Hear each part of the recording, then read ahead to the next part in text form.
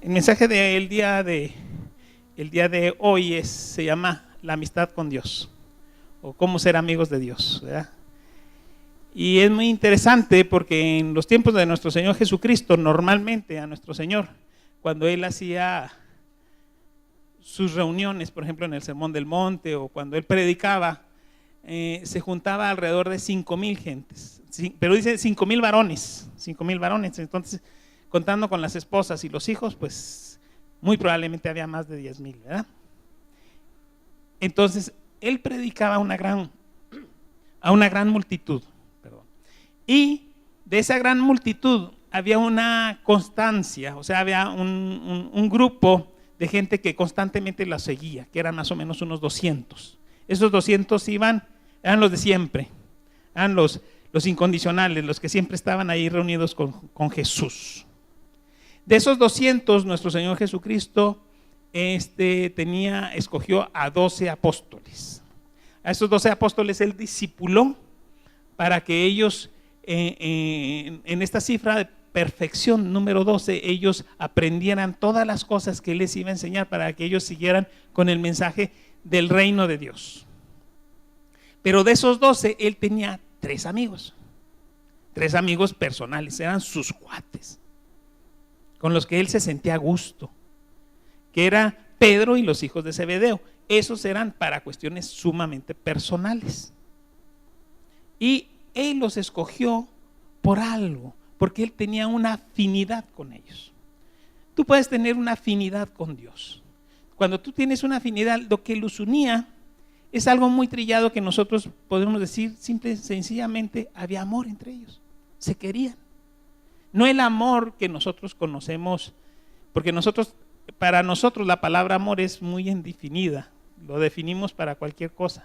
Hasta podemos decir que amamos el trabajo, cosas así. Pero para el griego, en el lenguaje griego, había palabras de amor para diferentes casos. Por ejemplo, el amor entre un hombre y una mujer le decían eros. Era el amor en donde intervienen las hormonas. Y yo me acuerdo cuando yo andaba detrás de mi esposa, ¿verdad? Llegaba al Alto, ya ven que uno va en el carro, yo vivía en Nombre de Dios y mi esposa vivía en Los Pinos, así que había que atravesar toda la ciudad. Antes no había los puentes esos que había que hubieran sido en mis tiempos algo muy, muy bueno, pero no había. Entonces me paraba yo en los altos y en lo que se ponía de rojo al verde me empezaba a angustiar de no llegar rápido a verla. Era ese amor que interviene en las hormonas y que lo trastornan a uno. No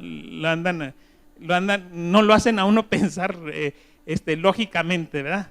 Y a veces yo me acuerdo de eso. Y yo le platico, mira, cuando iba a verte, cuando me tocaba un alto me daba un coraje. Era una ansiedad que yo sentía. Bueno, después, gracias a Dios, nos casamos y vinieron los niños. Y cuando nació mi hija, nació en mí otro tipo de amor muy distinto. Es el amor filial, el amor familiar, el amor a los hijos. Y ese amor es muy distinto porque cuando nació la niña venía de cara. Entonces se le hinchó mucho la cara. Entonces cuando nació yo me asusté, dije, ha de traer un problema. Hasta mi papá me dijo, oye, la niña se parece a Mao Zedong.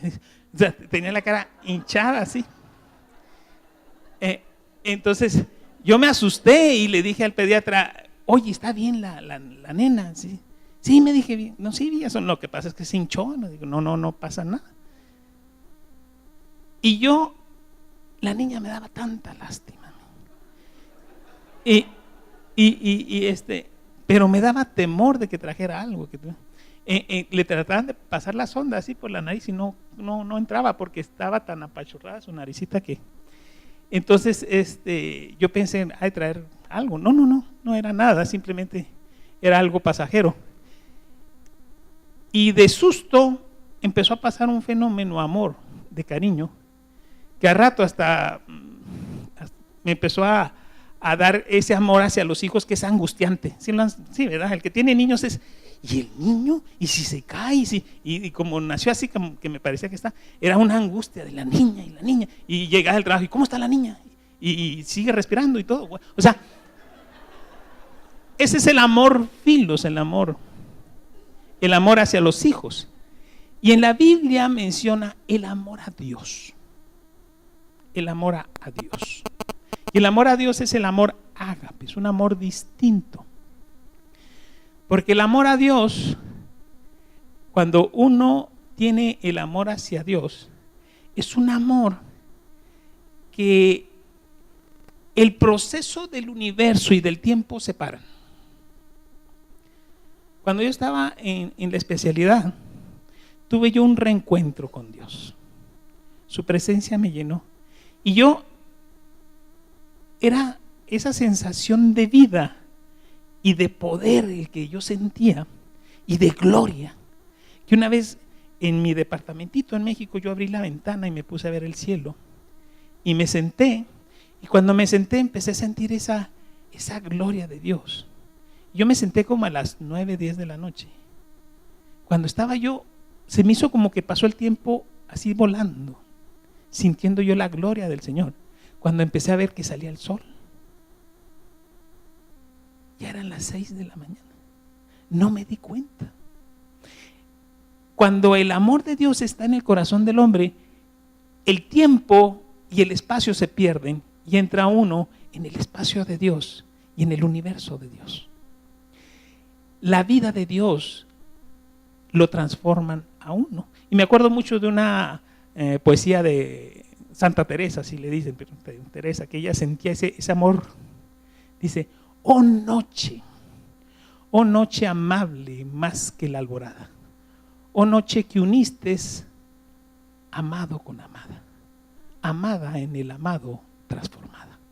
Es un amor que transforma y nos hace tener los genes de Dios y nos hace tener la vida de Dios y nos transforma, dice 2 Corintios, y que nos lleva de gloria en gloria en gloria, cuando uno está en la presencia de Dios. Es un amor muy puro y es un amor que te transforma, es un amor que te cambia, es un amor glorioso.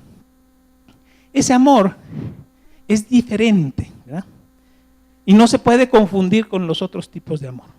Es un amor que te da la vida, que te cambia tu genética, que te da el nuevo pacto, te da un espíritu nuevo, te da un corazón nuevo.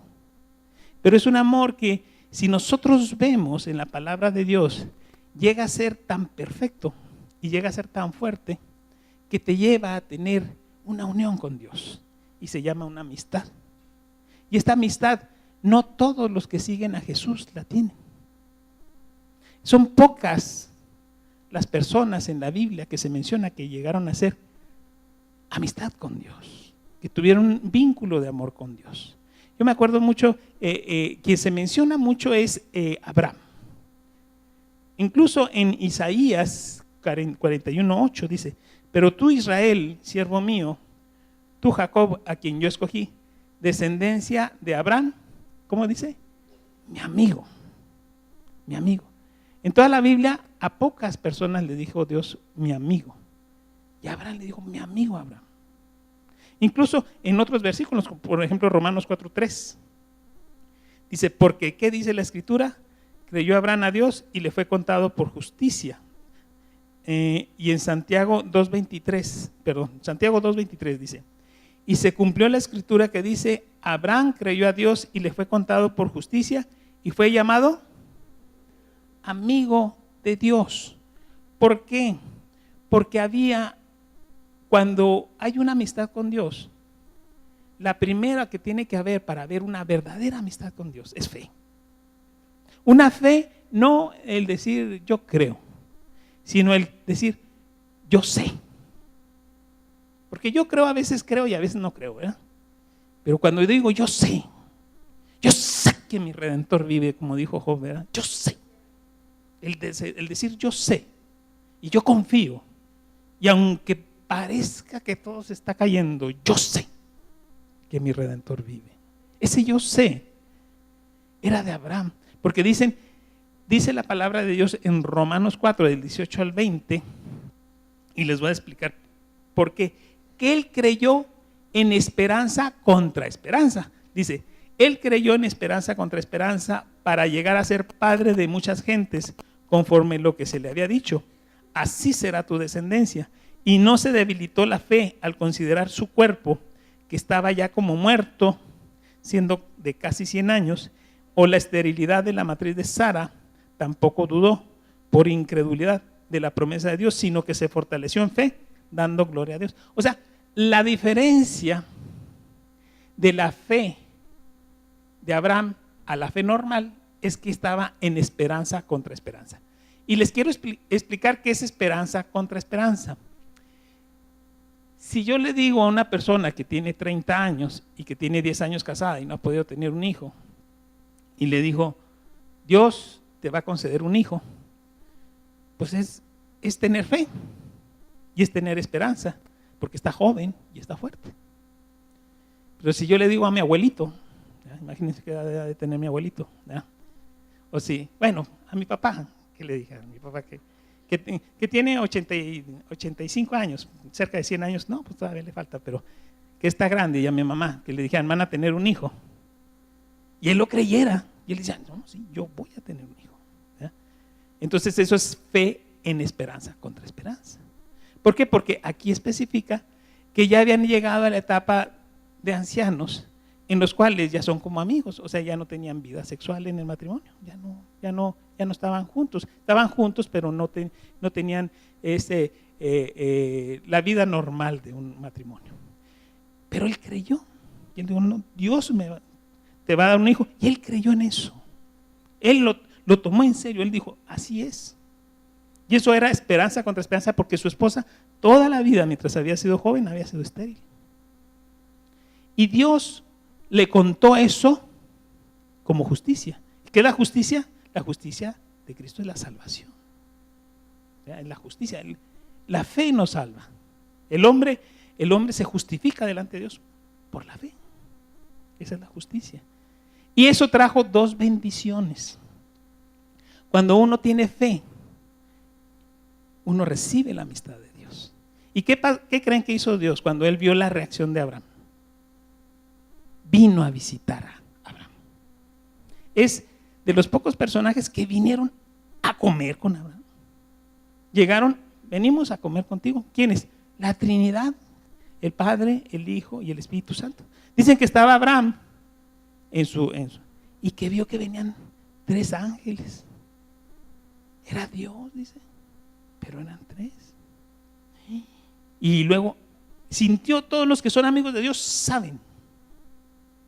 Cuando tú eres amigo de Dios, si tú fueras a una fiesta donde hubiera 1000 gentes, llegarías y dirías, ahí está Jesús. Tú lo sentirías, dice. Ay. Cuando venían los 3 ángeles, dijo, es Dios el que viene. Lo sintió, dijo, es Dios. Y eran 3 y dijo, eso es Dios. Y salió el viejito, hizo un relajo ahí maten el borrego, maten el cabrito, agarró, Sara, prepárame unos panecitos, saca la mantequilla, o sea, dijo, Señor, vente, quédate a comer conmigo, quédate, mira, está el solazo muy fuerte, vente, aquí bajo el árbol, y lo llevó al árbol frondoso, le digo, y vamos a platicar, haz lo que quieras. ¿Qué le decía? Usted que Dios ni tiene hambre, ni el sol no le hace nada. O sea, pero él fue a visitar a Abraham y fue a comer con Abraham. Vengo a comer contigo. ¿Está bien? Déjenme. Y le lavó los pies. Trajo agua y le lavó los pies. Trajo mantequilla, dice, y les trajo pan.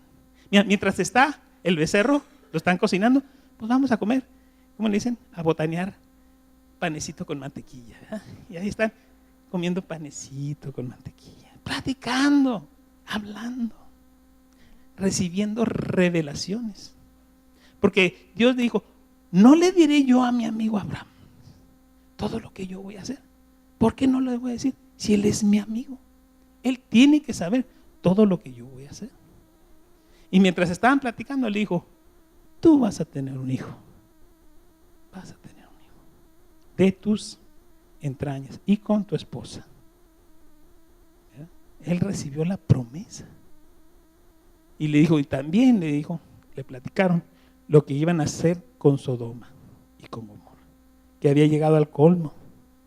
Y le dieron chance a Abraham, porque Abraham le dijo, oye Dios, a ver, dime, ¿y no habrá allí entre los que tú vas a desaparecer, que les va a caer fuego, unos 50 justos que pobrecitos, pues no merecen morir? Y le dice Dios, a ver, vamos a platicar. ¿Cuántos quieres? 50. Bueno, mira, si hubiera 50 justos, por amor a esos 50 justos, yo no destruía ese lugar. Bueno, y si hubiera 40, bueno, por amor a los 40, tampoco lo hacía. Y así se fue bajando. No había nadie. El único que había era Lot y fueron ellos. Ellos fueron y lo sacaron. Le dijeron, vente, salte porque aquí esto va a desaparecer, ¿verdad? Entonces no había ni un justo, habían llegado al colmo, así al colmo de la maldad, así de que era imposible ya que siguiera existiendo como nación, como pueblo, como ciudad. Pero eso tiene Dios. Cuando tú eres amigo de Dios y te está pasando algo, Dios viene contigo y habla contigo. Y tú le dices, Señor, hágase tu voluntad, así en el cielo como en la tierra. Pero bueno, oye, Señor, ¿cómo la ves? ¿Hay chance? Sí hay chance. Si eres amigo de Dios, sí. Él quiere hablar contigo. Oye, ¿cómo? ¿Y esto qué me pasó? ¿Por qué? No, por esto. ¿Y cómo la ves? Vamos a hacer esto. Hazlo. ¿Por qué? Porque tú eres un amigo de Dios. Y Dios no es inquisitivo de que ya pácateles. No. Él razona con sus hijos y les explica y les dice, este es el camino, así se le va a hacer por esto y por esto. Oye, Señor, ¿y si pasa esto? No puede pasar esto por esto. ¿Entiendes? Eso es lo bonito. Dios, aunque Él tiene la soberanía de todos, nos explica las cosas porque somos sus amigos. Entonces, cuando tú eres amigo de Dios, tú tienes dos cosas: la comunión con Dios y la revelación de Dios. Otro ejemplo, Moisés. Vamos a ver en Moisés. Moisés hablaba con Dios y dice la palabra de Dios en Éxodo 33:11. Y hablaba Jehová a Moisés cara a cara, como habla cualquiera a su compañero. En otras versiones dice como habla cualquiera con un amigo. Y él volvía al campamento, pero el joven Josué, hijo de Nun, su servidor, nunca se apartaba de en medio del tabernáculo. ¿Cuál era? ¿Por qué también era amigo de Moisés? ¿Y por qué hablaba con Moisés? Y Moisés dice que, por ejemplo, pasaba algo en el campamento. Por ejemplo, cuando empezaron las víboras a salir y a morder a todo el mundo. Dicen que salió disparado Moisés. El viejito andaba, llegó hasta el lugar santo. Señor, detén. Y luego le dicen, llévate la lámpara de incienso y ponte entre las víboras y el pueblo. Dijo. Y ahí va el viejito Aarón, mientras Moisés hablaba. Y ahí va el viejito y se puso así entre las víboras y ahí se separó todo, ¿no? Y digo, ¿cómo está aquí? Entonces, hablaba Dios con Moisés. Mira, las víboras vinieron por este pecado, sucedió esto, se pusieron rebeldes, empezaron. Entonces, eso produjo una legalidad con Satanás y sucedió todo estas consecuencias. ¿Cómo le hacemos? Entonces le dice, mira, vas a hacer esto. Pero hablaba. ¿Por qué hablaba con Moisés? Y aquí viene la respuesta en Hebreos. ¿Por qué escogió a Moisés? ¿Por qué no escogió a Aarón? ¿Por qué no escogió a otro hombre? ¿Por qué escogió a Moisés? ¿Qué tenía de especial Moisés?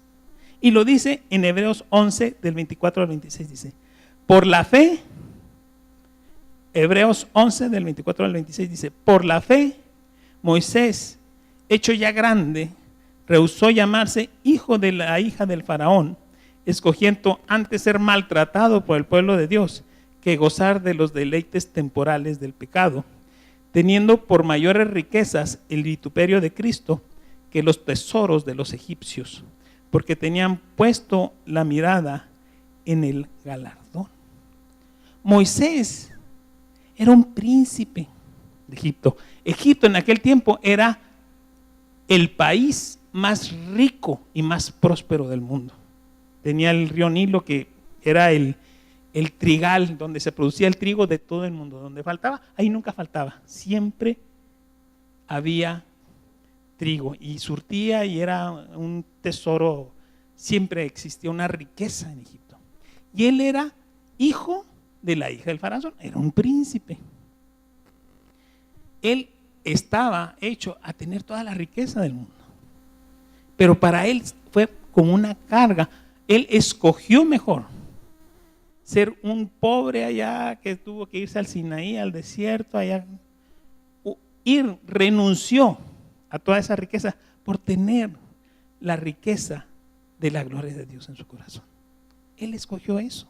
Dice la palabra de Dios en Santiago 4:4, dice: oh almas adúlteras, ¿no sabéis que la amistad del mundo es enemistad contra Dios?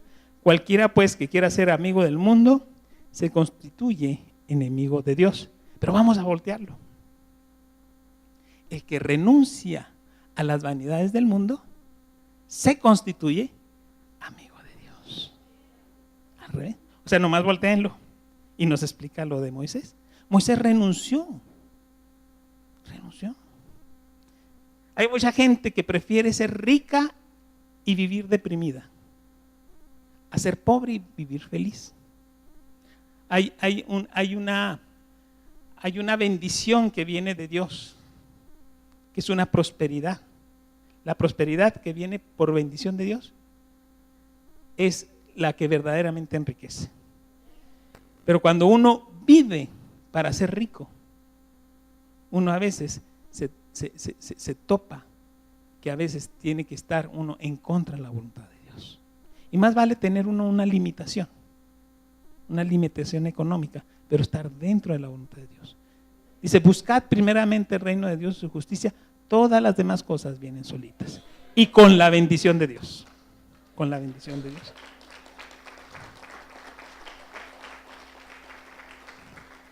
¿Qué le deja de ganancia?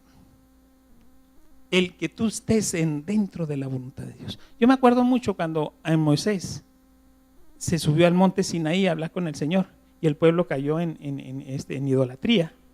¿Quién construyó el becerro de oro? ¿Se acuerdan que fue Aarón? Yo siempre me pregunto, ¿por qué Aarón, que era el hermano de Moisés, por qué Aarón no lo mataron? Porque fue el que construyó el becerro. ¿Saben por qué no lo mataron? Iba a ser destruido también. No fue destruido por la oración de Moisés, por la intercesión de Moisés. Fíjense, dice en Deuteronomio 9:20, dice: contra Aarón también se enojó Jehová en gran manera para destruirlo. Porque ¿quién fue el que hizo el mono? Aarón. Y también oré por Aarón en aquel entonces, dijo Moisés. Eso tiene cuando eres amigo de Dios. Puedes orar por tu familia, aunque tu hermano, aunque tu familiar, aunque tu hijo, aunque la persona que tú quieres, aunque tu esposa, tu esposo, aunque el que sea haya cometido un pecado atroz.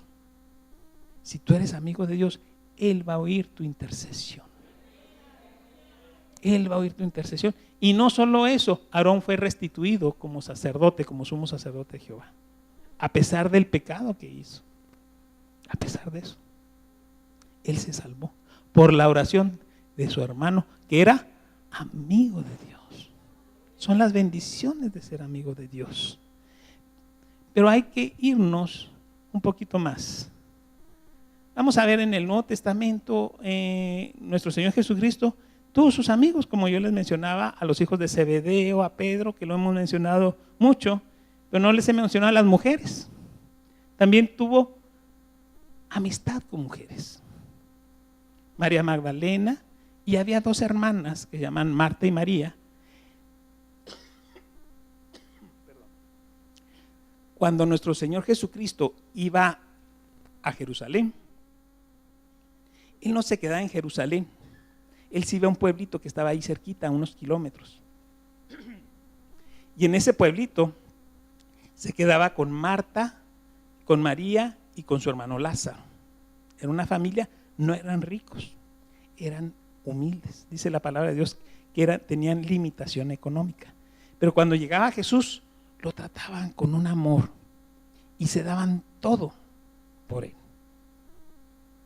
Y había dos características. Marta y María trataban a Jesús distinto.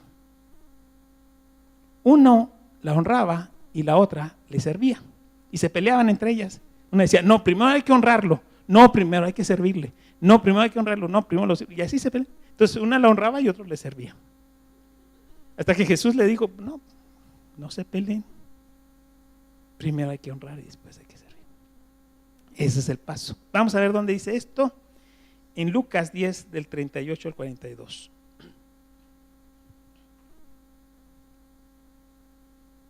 Dice, aconteció que yendo de camino entró en una aldea y una mujer llamada Marta le recibió en su casa.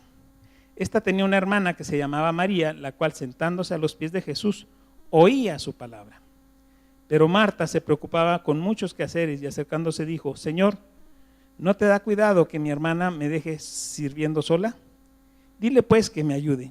Respondiendo Jesús le dijo, Marta, Marta, afanada y turbada estás con muchas cosas, pero solo una cosa es necesaria y María ha escogido la buena parte, la cual no le será quitada. En Juan 12, del 1 al 3, también menciona algo parecido porque estaba en Betania. El pueblo esto se llamaba Betania. Y aquí estaban, dice, 6 días antes de la Pascua vino Jesús a Betania, donde estaba Lázaro, el que había estado muerto y a quien habían resucitado de los muertos. Y le hicieron allí una cena. Marta servía, como siempre, ¿verdad? Y Lázaro era uno de los que estaban sentados a la mesa con él. Entonces María tomó una libra de perfume de nardo puro, de mucho precio, y ungió los pies de Jesús y le enjugó con sus cabellos, y la casa se llenó del olor de su perfume. Honrar y servir. Cuando tú eres amigo de Dios, tú le recibes en tu casa. Y Dios no va a querer ir a ninguna casa. No va a querer a ninguna casa más que la casa donde lo aman. Mucha gente quiere invitar a Jesús a su casa y Jesús no va. Él va donde lo aman. Él va a ser recibido donde lo honran, donde lo reciben y donde le sirven. Ahí va a seguir Jesús. El hogar, la casa es nuestro corazón. Y si en nuestro corazón no está preparado para honrar a Jesús y para servir a Jesús, Jesús no va a llegar. Y si llega, no va a ser la amistad que se necesita que exista. ¿Qué tan importante fue esta amistad? Llegó a tal punto que ellos vieron la gloria de Dios viendo que su hermano resucitó. Cuando nosotros somos amigos de Dios y recibimos a Jesús en nuestro corazón y le amamos y le servimos, Dios nos trae el milagro de la vida y nos trae la gloria de su vida. Ellas vieron la gloria de la vida eterna en su hermano y vieron cómo resucitó porque eran amigas de Dios. Amigas de Dios. ¿Cuántos hombres en la Biblia se ve que Dios no les permitió morir? No, ustedes no, tú no te vas a morir porque eres mi cuate. Dice, Enoc caminó con Dios y no le dio chance, le dijo, te vas conmigo. Iba caminando los dos juntos. ¿Cómo vas? No, pues aquí. Y yo ya me voy, sí. ¿Te quieres venir conmigo? Sí, ¿cómo no? Vamos. Se fueron. Así. Y caminó Enoch con Dios. Y se lo llevó Dios. Estaba muy suave la plática. Ya es tarde. Yo me tengo que ir, pues tengo que hacer unas cosas en otras galaxias. ¿Y tú? No, pues yo tengo que ir. Ya estoy viejito, ya mis hijos ya están grandes. Pues vente, pues vámonos. Y caminó Enoch con Dios y se fue con el Señor. Se lo llevó. Dice, no, el proceso burocrático ese de la muerte está muy... Tú eres mi cuate, tú vente. También Elías Elías le dijo: ay, Señor, estoy solo como perro. Todo el mundo me persigue, la reina, esta Jezabel, ya me trae a salto de mata. Por donde quiera veo soldados y yo ya no sé qué hacer. Mi vida ha sido muy pesada, muy triste. Y dice que Dios: no, yo te consuelo. Y le mandó un airecito así, así. ¿Me sientes? ¿Sientes mi presencia? Sí. Bueno, te voy a decir un secreto. Sí. Tú no te vas a morir. Te voy a llevar como en noche. Nomás me preparas un varón más aguerrido que tú, que es Eliseo. Ese bravo, ese no se va a cansar. Y tú, yo te voy a llevar. Por todo lo que sufriste, yo no te voy a dar chance que te mueras. No, tú te vas conmigo. Y se lo llevó Eliseo. Cuando eres amigo de Dios, tú vas a ver ese milagro. Dios te va a dar vida eterna. Esa vida viene por ti. Todo esto es cuando eres amigo de Dios. Amigo de Dios. Muy importante. Y la clave, hermanos, la clave de ser amigo de Dios está en una sola palabra. Y esa palabra se llama amor. Amor. Dice la Biblia, Deuteronomio 6, es el Shema famoso, dice Deuteronomio 6 del 4 al 5, dice: oye Israel, Jehová nuestro Dios, Jehová uno es. Amarás a Jehová, tu Dios, de todo tu corazón, de toda tu alma y con todas tus fuerzas. ¿Verdad? Dice en Juan 14:23, dice: respondió Jesús y le dijo: el que me ama, mi palabra guardará, y mi Padre le amará, y vendremos a él y haremos morada con él. Y uno dice: bueno, el que me ama hace mi voluntad. Hace mi voluntad. ¿Y cuál es la voluntad de Dios? Yo quiero saber la voluntad de Dios. Dice en Juan 15, del 12 al 15: este es mi mandamiento, que os améis unos a otros como yo os he amado. Nadie tiene mayor amor que este, que el que ponga su vida, ¿por quién? Por sus amigos. Ahí está la clave. ¿Qué es hacer la voluntad de Dios? Amar a tu semejante y amar a Dios. Ama a tu prójimo y ama a Dios, y eres amigo de Dios. ¿Qué beneficios hay? No, pues la vida eterna. No, pues tienes la bendición de comer con Dios, de estar en común. No, tienes la bendición de que tienes un cielo abierto. Tú le puedes pedir cualquier cosa y Dios te va a oír. Hasta ser próspero, Dios te bendice. Pero nada, todo eso no importa tanto. Y nada de eso es más valioso, hermanos, que estar en comunión con Dios. Eso es lo hermoso, preparar tu corazón y sentir la gloria de Dios y la amistad de Dios en tu corazón. Eso vale más que lo que tú recibas después. Dice: buscad primeramente el reino de Dios y su justicia, y todas las demás cosas vendrán por añadidura. Hermanos, ya la añadidura, ya no importa la añadidura. Cuando está en la presencia de Dios, las añadiduras no importan. Cuando uno siente el amor de Dios, cuando la presencia de Dios está en tu corazón, tú no deseas más que eso.